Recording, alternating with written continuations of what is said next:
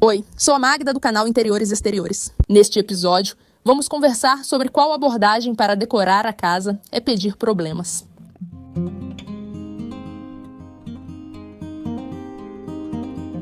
Recentemente, uma conversa sobre reforma de apartamento me deixou bem irritada e hoje quero compartilhar com vocês o que tanto me incomodou. E é uma questão muito simples, que é a abordagem do tipo: não vamos pensar sobre isso agora, porque isso exige algum esforço da nossa parte, então vamos deixar várias escolhas para depois. Vamos fazer uma coisa de cada vez e depois pensamos na próxima. E às vezes, essa é uma boa estratégia para seguir em frente, mas não no contexto de organizar a casa. A abordagem de reforma, de decorar o apartamento no estilo vai dar tudo certo. Claro, sempre vai dar tudo certo de algum jeito, mas a reforma não é o tipo de projeto em que podemos fazer tudo passo a passo, sem pensar no que vem depois.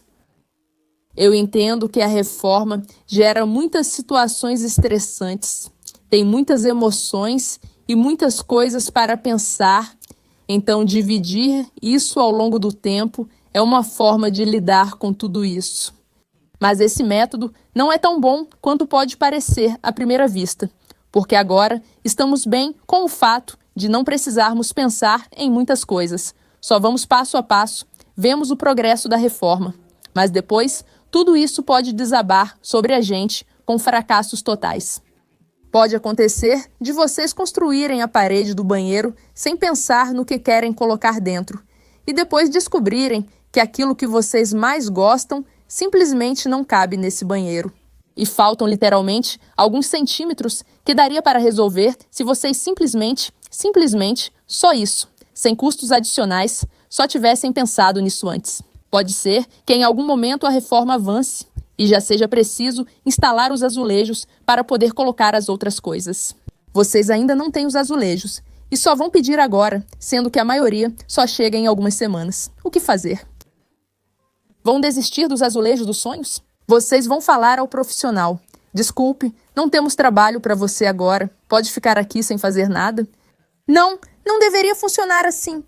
Isso pode gerar custos extras para vocês, porque o profissional tem um horário para vocês agora, e não depois. E depois, por exemplo, ele só vai poder voltar em 4 meses e não em 1 mês, quando as placas chegarem. Tudo isso precisa ser bem planejado com antecedência. E para planejar algo direito, é preciso simplesmente pensar sobre isso. Também pode acontecer de vocês escolherem o primeiro piso que gostarem, sem pensar se ele vai combinar, por exemplo, com a cor dos móveis da cozinha que vocês querem depois.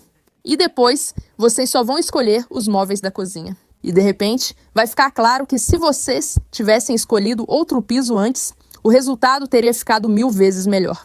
E eu entendo perfeitamente que pensar em tudo de uma vez é muito difícil. E é difícil escolher todos os elementos individuais. São muitos detalhes. Mas vale a pena fazer isso. E não leva 1 hora. Não é assim que funciona, que vocês vêm, conversam com o marido, esposa, parceiro, parceira, ou se estiverem decorando sozinhos, simplesmente pegam e pensam um pouco. Não. É preciso pesquisar tudo, conferir, ver como fica junto, muitas vezes ir até a loja, ver pessoalmente. Tudo isso leva tempo. Esse trabalho conceitual são realmente muitas horas. Podem ser muitas noites sem dormir.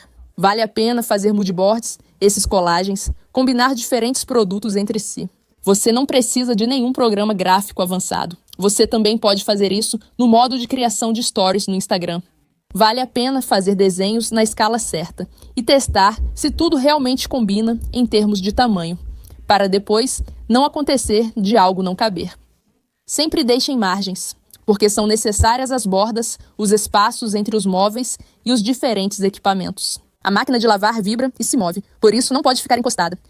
Não é que os projetos de interiores feitos por profissionais custam caro, porque essas pessoas querem ganhar muito dinheiro e cobram caro por qualquer detalhe. Não, definitivamente não. Isso consome muito tempo. Se fizerem sozinhos, também precisarão dedicar muito tempo. Isso não vai acontecer sozinho. Em algum momento, terão que decidir de qualquer forma.